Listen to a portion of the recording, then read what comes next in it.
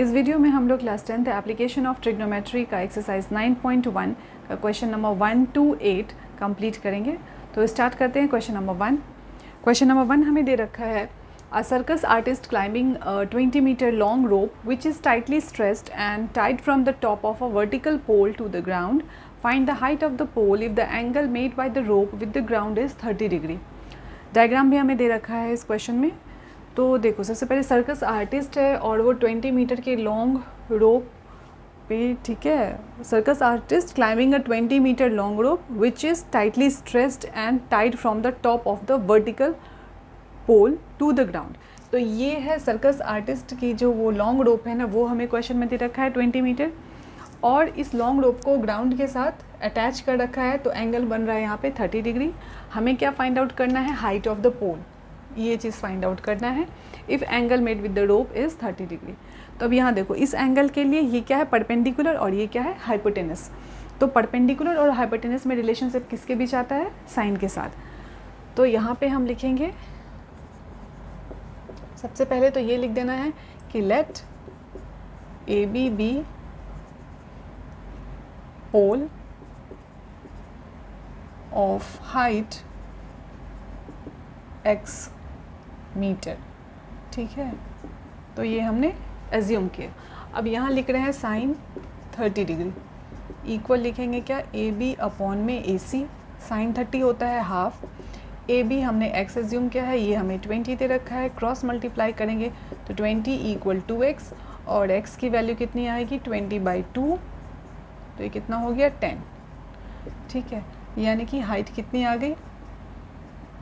10 metre, ठीक है। हमें यही निकालना था कि पोल की हाइट निकालो, तो height of the pole is 10 metre. Question number 2 है हमारा, a tree breaks due to storm and the broken part bend so that the top of the tree touches the ground making an angle of 30 degree with it. The distance between the foot of the tree to the point where the top touches the ground is 8 metre. Find the height of the tree. तो यहाँ पे क्या दे रखा है कि एक complete tree जो है स्टॉर्म की वजह से ब्रेक हो गया, और वो जो ब्रोकन पार्ट है कैसे ग्राउंड के साथ कितना एंगल बना रहा है, इन सब चीज़ों की बात की गई है, ठीक है। तो ये मान लो लेते हैं कि कोई ट्री है, जैसे ही स्टॉर्म आया ये किसी पार्ट से टूट गया। सपोज करो कि यहाँ से टूटा, यहाँ से ये ब्रेक कर गया। अब ये ब्रेक करेगा तो ये ऊपर तो नहीं रहेगा, ये तो नीचे की तरफ फॉल करेगा। तो क्या करना है हमें कि इसको यहाँ पे मैंने डॉटेड लाइन से एक्सप्रेस कर दिया, और उसके ब्रोकन पार्ट को कुछ ऐसे दिखा दिया कि वो नीचे की तरफ गिर गया, ठीक है। इसको ज्वाइन किया, इस पॉइंट का भी नाम मैंने सी लिया और इसका नाम मैंने डी लिया।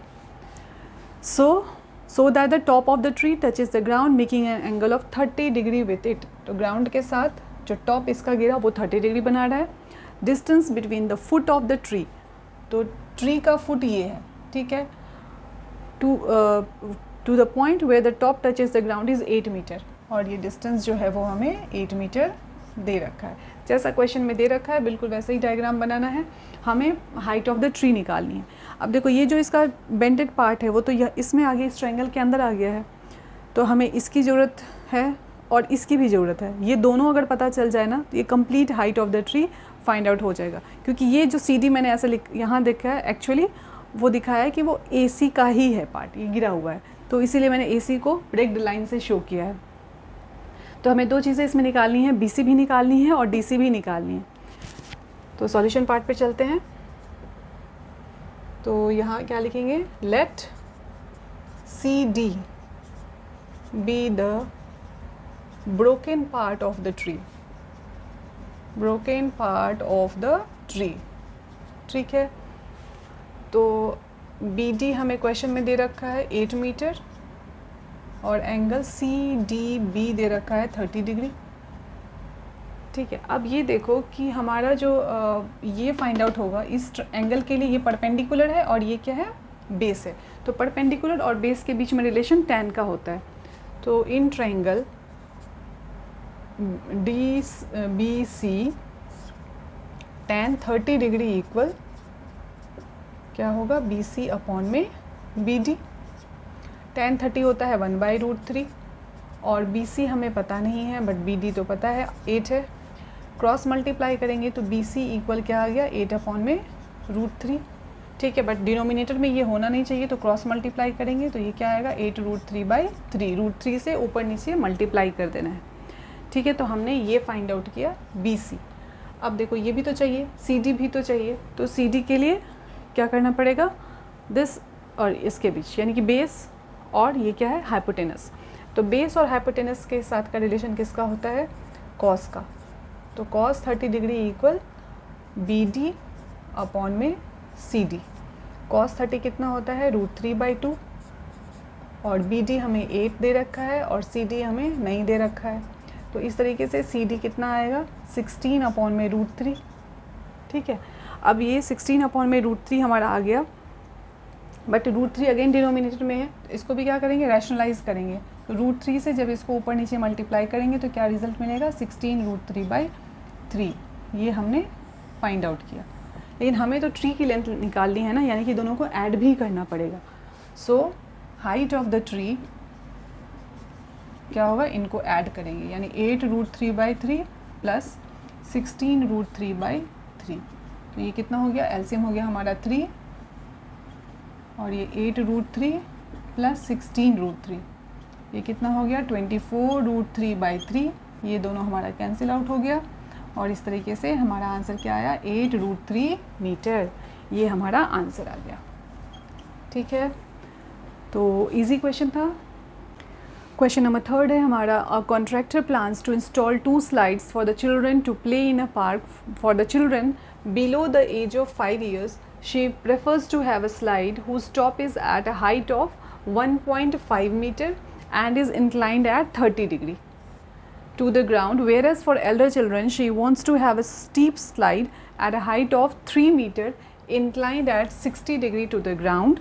What should be the length of slide in each case? यहाँ पे 2 केसेस की बात की गई है, एक below the age of 5 years बच्चों के लिए और एक जो उनसे बड़े बच्चे हैं, एल्डर बच्चे हैं, उनके लिए स्लाइडिंग्स तैयार की जा रही है। तो दोनों का यहाँ पे अलग अलग डायग्राम बनेगा। तो एक डायग्राम ये है फॉर द स्टूडेंट या children below the age of 5 years, ये इसके लिए है। ठीक है, below the age of 5 years के लिए है। ठीक है, इसमें क्या दे रखा है कि इंक्लाइंड एट 30 डिग्री, इंक्लिनेशन इसमें दे रखा है ऑलरेडी। ठीक है, और टॉप की जो हाइट है वो कितने मीटर पे है 1.5 मीटर पे, यानी ये डिस्टेंस हमें दे रखा है। ठीक है, so what should be the length of the slide, यानी लेंथ ऑफ द स्लाइड ये हमें निकालना है। ये हो गया below the age of 5 years के लिए। जो एल्डर बच्चे हैं उनके लिए देखो, जो एल्डर बच्चे हैं उनके लिए ये दे रखा है 3 मीटर की हाइट है ना, उनके लिए ये हाइट है 3 मीटर, ये 90 डिग्री, ये 90 डिग्री, और एंगल कितना है इस केस में 60 डिग्री। ठीक है, ये एल्डर चिल्ड्रन के लिए। ये डायग्राम जो है, जो बी डायग्राम मैंने बनाया है वो एल्डर चिल्ड्रन के लिए, और जो ए डायग्राम है वो below the age of 5 years के लिए। तो इसमें भी हमें स्लाइड की ही लेंथ निकालनी है। तो फर्स्ट केस के लिए देखो, फर्स्ट केस के लिए क्या है, कैसे निकालेंगे, हमें किसका रिलेशनशिप चाहिए, एंगल के सामने ये आ रहा है परपेंडिकुलर और ये हाइपोटेनस, तो P और H का रिलेशनशिप लेंगे। तो यहाँ लिख लेते हैं पहले, let AC be the slide of children below 5 years। ठीक है, और बाकी चीज़ें एंगल लिखना है, हाइट लिखना है, ये सब भी आपको लिखना ही पड़ेगा। ठीक है, अब यहाँ हम लोग क्या ले रहे हैं साइन थीटा, यानी साइन 30 डिग्री ले रहे हैं। साइन 30 लेंगे तो क्या लिखेंगे AB अपॉन में AC। AB की वैल्यू है 1.5, AC हमें दे नहीं रखा है, साइन 30 होता है हाफ, ये हो गया AC। क्रॉस मल्टीप्लाई करेंगे तो क्या बनेगा 1.5 इंटू 2 दैट इज़ 3 मीटर, ये हमारा AC हो गया। सेकेंड केस के लिए देखते हैं, इसमें क्या लेना पड़ेगा साइन 60 डिग्री। साइन 60 में क्या लिखेंगे PQ अपॉन में RP। साइन 60 क्या होता है √3/2, PQ हमें दे रखा है 3 और RP हमें नहीं दे रखा है। क्रॉस मल्टीप्लाई करेंगे तो RP की वैल्यू कितनी आएगी 6/√3, √3 वैसे नीचे में नहीं छोड़ते, तो ये क्या बन जाएगा 6√3/3, क्योंकि √3 से जब इसको ऊपर नीचे मल्टीप्लाई करेंगे तो यही रिज़ल्ट आएगा। ठीक है, तो ये कट हो गया और रिज़ल्ट हमारे पास क्या आ गया 2√3 मीटर। ठीक है, जो यूनिट दे रखा है वो यूनिट भी लगाना है। तो ये था क्वेश्चन नंबर 3। क्वेश्चन नंबर 4 है हमारा, the angle of elevation of the top of the tower from a point on the ground which is 30 metre away from the foot of the tower is 30 degree, find height of the tower. तो ये हमारा tower लिया AB, इसकी height हमने assume कर ली कि इसकी height है मान लो h मीटर, और एंगल ऑफ एलिवेशन कितना दे रखा है 30 डिग्री। एंगल ऑफ एलिवेशन अगर 30 डिग्री दे रखा है मतलब नीचे से ऊपर की तरफ किसी ने ऑब्जर्व किया है, तो ये हमें दे रखा है, ये परपेंडिकुलर हो गया। ठीक है, और साथ में 30 metre away from the foot of the tower, ये जो डिस्टेंस है वो हमें 30 मीटर दे रखा है। टावर का जो फुट है यानी ये B पॉइंट से इस एंगल ऑफ एलिवेशन जहाँ फॉर्मेशन हो रहा है, इन दोनों के बीच की दूरी कितनी है 30 मीटर, और हमें क्या फाइंड आउट करना है हाइट ऑफ द टावर। तो यहाँ पे क्या है, एंगल के सामने जो लाइन आ रही है वो है परपेंडिकुलर और ये है बेस, तो हमें P और B के बीच में रिलेशनशिप देना है, और ये होता है tan का। ठीक है, तो हम लोग यहाँ पे लिख रहे हैं थोड़ा सा language, let AB be tower of height h metre. ठीक है, B से is 30 metre and angle ACB ये हमें 30 डिग्री दे रखा है। नाउ इन ट्रायंगल ABC क्या लेंगे यहाँ पे tan 30 डिग्री, तो tan 30 मीन्स यहाँ हो गया क्या AB/BC। अब AB की वैल्यू h रखी है, BC है हमारा 30 और tan 30 कितना होता है 1/√3। यहाँ से क्रॉस मल्टीप्लाई करेंगे तो क्या बनेगा h√3 = 30 या h = 30/√3। अब डिनोमिनेटर में √3 नहीं होना चाहिए, तो फिर से इसको रैशनलाइज करेंगे तो ये क्या होगा 30/√3 को √3 से इस तरीके से मल्टीप्लाई कर देना है, तो हमारा आंसर आएगा कुछ ऐसा, और इसको कट करेंगे तो ये 10 बनेगा। यानी फाइनल आंसर h के लिए कितना आ गया 10√3 मीटर। इसको रूट में भी छोड़ सकते हैं और डेसिमल वैल्यू में भी लिख सकते हैं, बट एग्जाम्स में क्या करना ना कि √3 की वैल्यू लिख के कैलकुलेट करके शो करना है, दैट इज़ 10 × 1.73। यहाँ पे देखो, यहाँ पे भी छोड़ोगे तो नंबर मिलेगा, बट कई बार क्या होता है ना कि टीचर को चाहिए होता है कि डेसिमल वैल्यू क्यों नहीं कैलकुलेट करे, तो यहाँ तक पहुँच जाना है।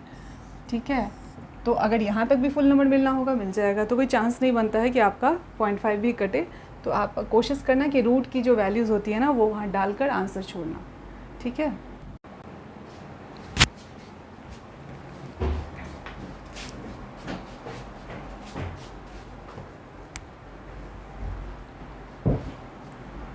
सो क्वेश्चन नंबर 5 है हमारा, A kite is flying at a height of 60 meters above the ground. The string attached to the kite is temporarily tied to a point on the ground. The inclination of string to the ground is 60 degree. Find the length of the string, assuming that there is no slack in the string.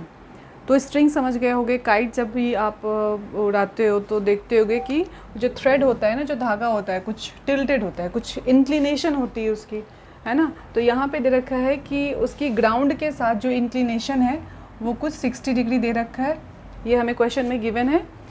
And it is flying at a height of 60 metre above the ground, यानी कि ये अगर ये हमारा यहाँ पे इस ए point पे अगर काइट है तो काइट लगभग 60 मीटर ऊपर यहाँ पर है। ठीक है, तो परपेंडिकुलर हाइट है ना, ये हमें दे रखा है ए बी, जो टोटल डिस्टेंस है दैट इज़ 60 मीटर, और बी पॉइंट पे 90 डिग्री का एंगल यहाँ फॉर्म हो रहा है।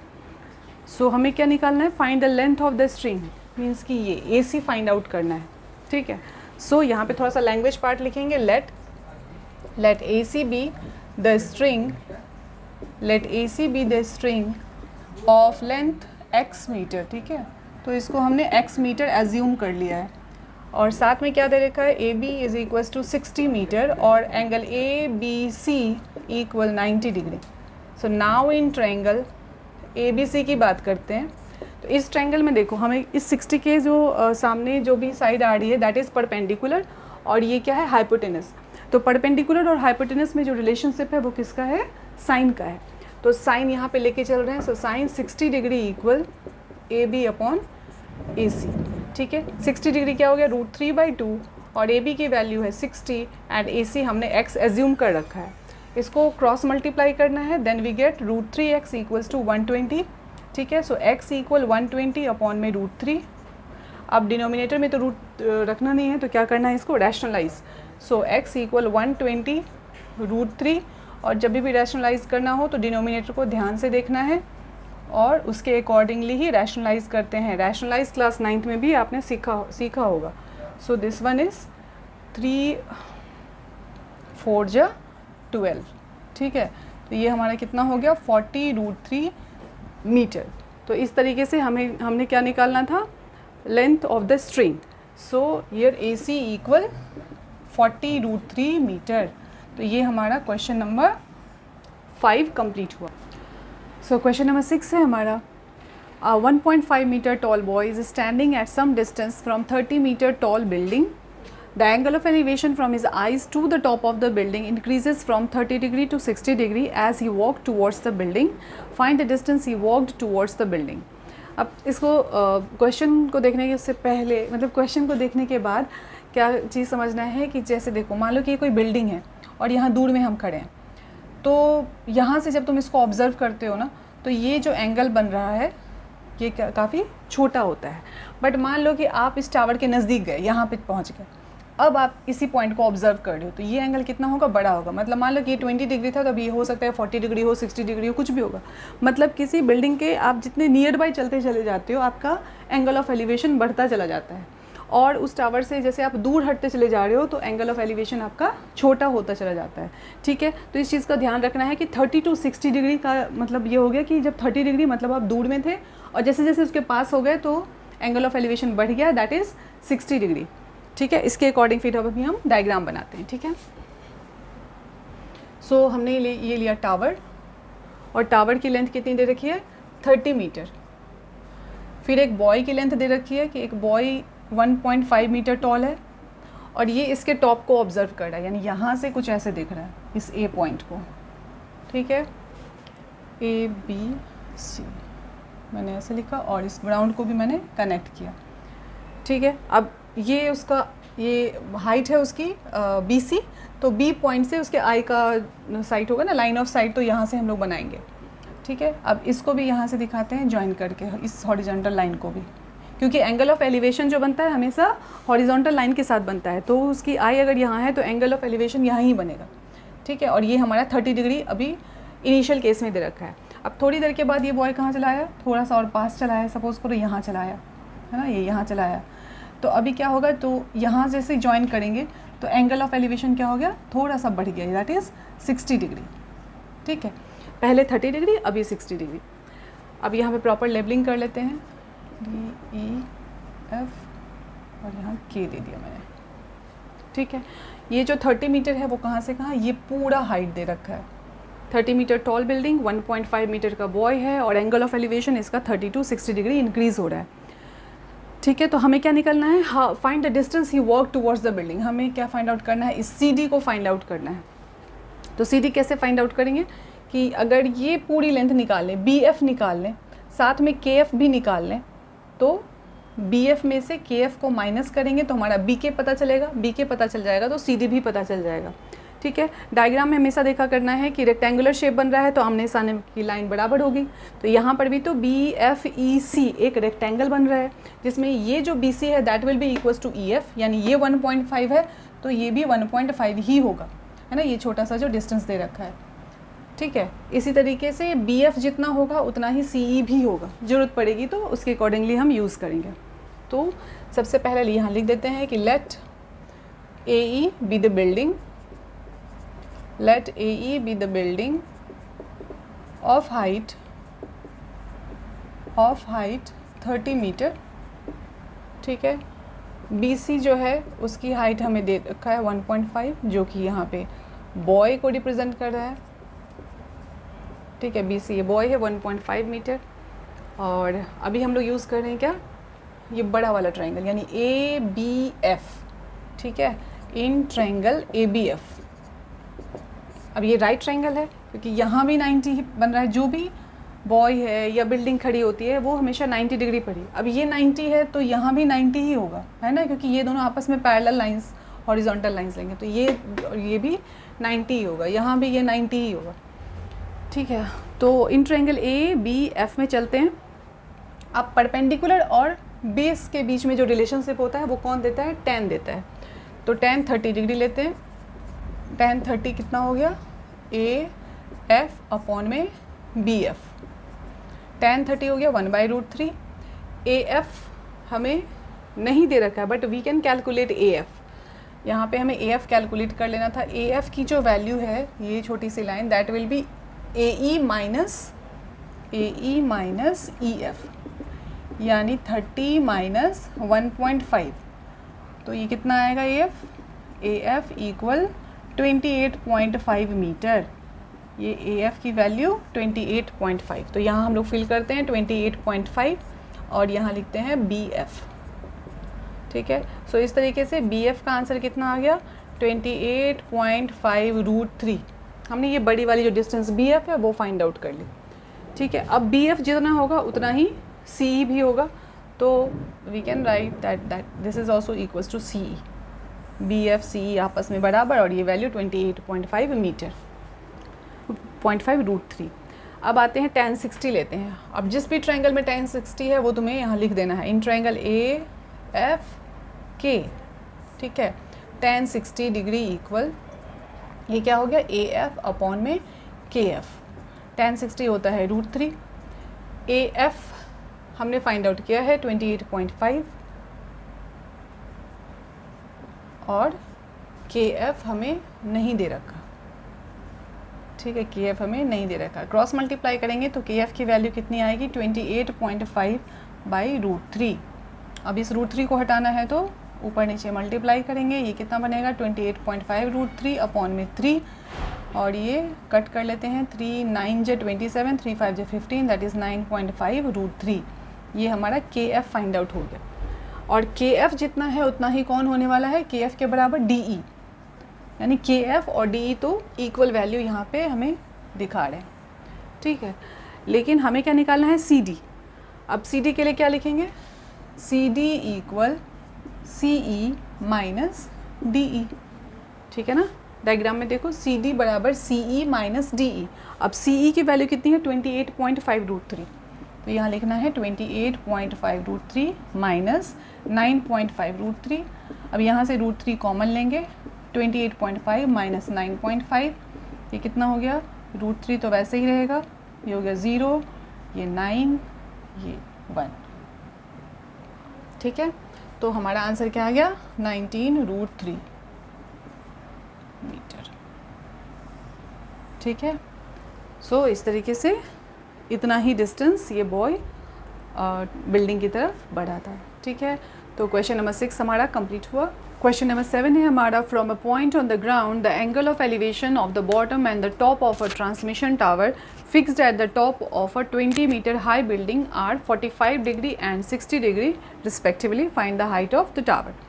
तो यहाँ पे क्या है देखना है, from a point on the ground, तो ये लिया ग्राउंड, यहाँ पे किसी पॉइंट ए की बात करते हैं।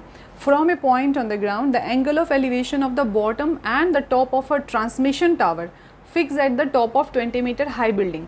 देखो यहाँ बिल्डिंग के ऊपर एक टावर को फिक्स किया गया है। ठीक है, ये मान लेते हैं बिल्डिंग है तो इसके ऊपर एक टावर लगी हुई है, तो बिल्कुल इसी के मतलब लेंथ में आपको रखना है, ये नहीं कि अलग से आपको दिखाना है। तो ये बड़ा सा लिया मैंने और इसका नाम दे दिया बी, ये सी और ये डी।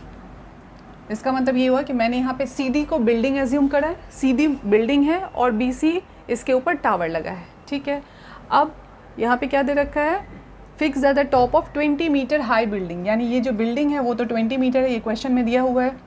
ठीक है, are 45 degree and 60 degree respectively. अब यहाँ से जिसने ऑब्जर्व किया है उसने इस टावर के बॉटम और टॉप को ऑब्जर्व किया है, तो यहाँ से उसने उसको इसके बॉटम को और यहाँ से इसके टॉप को ऑब्जर्व किया गया है। ठीक है, लाइन हमेशा सीधी ड्रॉ करना है, इसका ध्यान रखेंगे। ठीक है, और तो ये वाला एंगल कितना दे रखा है हमें, 45 डिग्री। क्योंकि बॉटम पहले है तो एंगल ये हो गया हमारा 45 और 60 डिग्री क्या है, टॉप को ऑब्जर्व किया है। अब ऐसा मत करना कि यहाँ पे 60 मार्क करना है, क्योंकि एंगल हमेशा हॉरिजॉन्टल लाइन के साथ बनाया जाता है, यानी कि ये है आपका बड़ा सा angle 60 degree.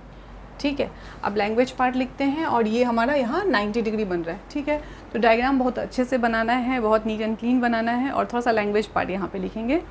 So let CD be the building, let CD be the building of height 20 meter and BC be tower।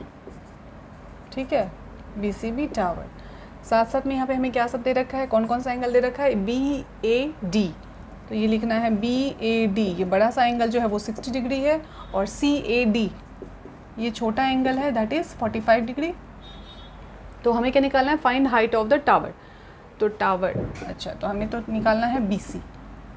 ठीक है, तो सॉल्व करते हैं। ट्रायंगल का नाम सबसे पहले 45 डिग्री वाला ट्रायंगल लेते हैं, इन ट्रायंगल CDA। तो CDA ट्रायंगल दिख रहा है। अब इस ट्रायंगल में हम लोग tan 45 का यूज़ करेंगे। सो tan 45 equal CD upon AD। tan 45 होता है 1, CD हमें 20 दे रखा है, AD हमें दे नहीं रखा है। क्रॉस मल्टीप्लाई करेंगे तो 1 into AD that is AD equal 20 metre. तो AD भी हमारा कितना आ गया, 20 मीटर। अब tan 60 का यूज़ करेंगे जो कि बड़े से ट्रायंगल में है। तो यहाँ ट्रायंगल का नाम लिखना है, इन ट्रायंगल BDA और tan 60 ले रहे हैं। tan हमेशा तब लेना जब परपेंडिकुलर और बेस का रिलेशनशिप लेना है। यहाँ पे हमें इस हाइपोटेनस की कोई ज़रूरत नहीं है। सो tan 60 इक्वल यहाँ पे क्या लिखेंगे, BD अपॉन में AD। ठीक है, tan 60 हो गया √3। BD हमें नहीं दे रखा है, बट हमें यहाँ ब्रेक करके लिखेंगे BC प्लस CD और अपॉन में 20, क्योंकि 20 तो हमने फाइंड आउट कर लिया। अब CD की जो वैल्यू है वो कोई वहाँ पे 20 दे रखा है, तो √3 इक्वल BC प्लस 20 अपॉन में 20। अब यहाँ क्रॉस मल्टीप्लाई करेंगे और सिंप्लीफाई करेंगे। तो 20 into √3 that is 20 √3 equal BC plus 20। हमें BC फाइंड आउट करना है, तो BC को यहीं पे रख दो, इस 20 को इधर की तरफ शिफ्ट करते हैं। सो 20 √3 माइनस 20 और यहाँ पे 20 कॉमन लेंगे तो क्या बचेगा, √3 माइनस 1 और ये हमारा BC का लेंथ आ गया।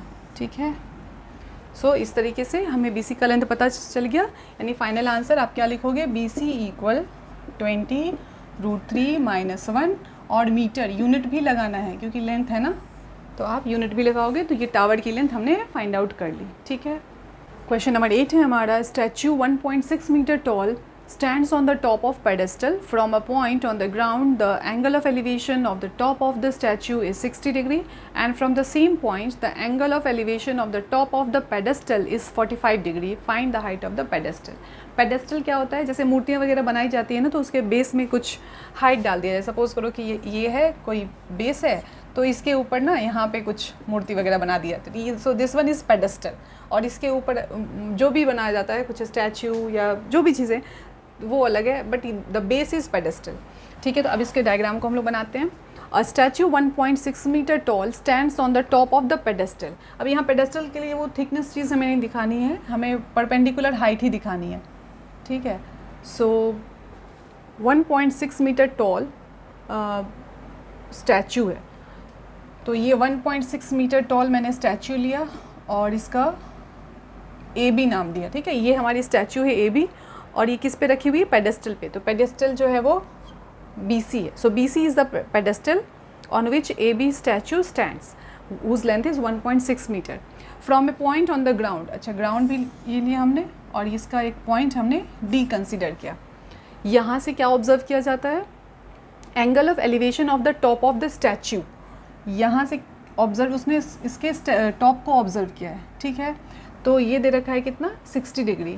From the same point the angle of elevation of the top of the pedestal, तो पेडेस्टल की टॉप ये है और इसी पॉइंट से ये हमने B को ज्वाइन किया और ये एंगल दे रखा है कितना, 45 डिग्री।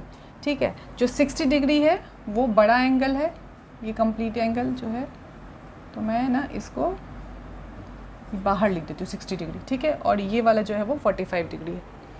हमें क्या निकालना है, find the height of the pedestal, इसको निकालना है, ये h ले लेते हैं, ठीक है, हमें BC निकालना है। तो लैंग्वेज पार्ट थोड़ा सा लिख लेते हैं। So let BC be the pedestal of height, BC be the pedestal of height h metre, ठीक है, and AB be statue of 1.6 metre, ये दे रखा था।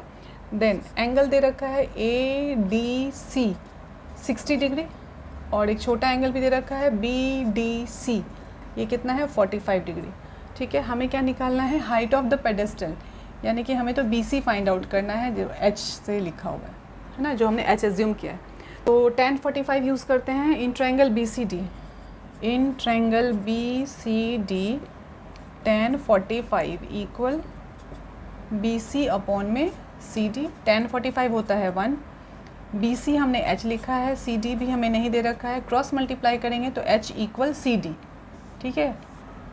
देन दूसरे ट्रायंगल में चलते हैं, बड़े वाले में है इन ट्रायंगल ACD, यहाँ पे क्या यूज़ करेंगे, tan 60 डिग्री, ये भी परपेंडिकुलर अपॉन बेस होगा, तो AC अपॉन में CD tan 60 होता है √3, और AC को यहाँ पे ब्रेक करके क्या लिख सकते हैं, AB प्लस BC, है ना, यानी कि 1.6 प्लस H, और CD की जगह पे H फिल कर सकते हैं, है ना, CD की जगह पे H। ऐसा इसलिए किया ताकि क्रॉस मल्टीप्लाई करेंगे तो एक ही वेरिएबल दिखे हमें, और हम इसको H को फाइंड आउट कर सकें। अब √3 के नीचे कुछ नहीं है, 1 है, तो क्रॉस मल्टीप्लाई करेंगे।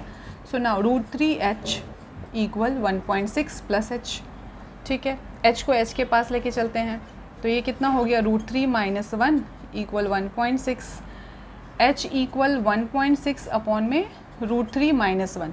अब डिनोमिनेटर में जो रूट है उसको हटाना है, ठीक है, तो H इक्वल 1.6, ये है √3 माइनस 1, तो रैशनलाइज क्या है इसको, √3 प्लस 1 के साथ, तो ये हो गया 1.6 √3 प्लस 1, नीचे a plus B, a minus B, then a square minus B square, यानी √3 का स्क्वायर माइनस 1 का स्क्वायर, √3 होता है 3, 3 माइनस 1 ये आ गया 2, और यहाँ है 1.6 √3 प्लस 1, ये कट गया तो 0.8, तो हमारा आंसर क्या आ गया, 0.8 √3 प्लस 1, ये हमारा H आ गया, यूनिट लगा देंगे मीटर, ठीक है। जो हमें निकालना था ये BC, तो BC हमारा आंसर आ गया, ठीक है।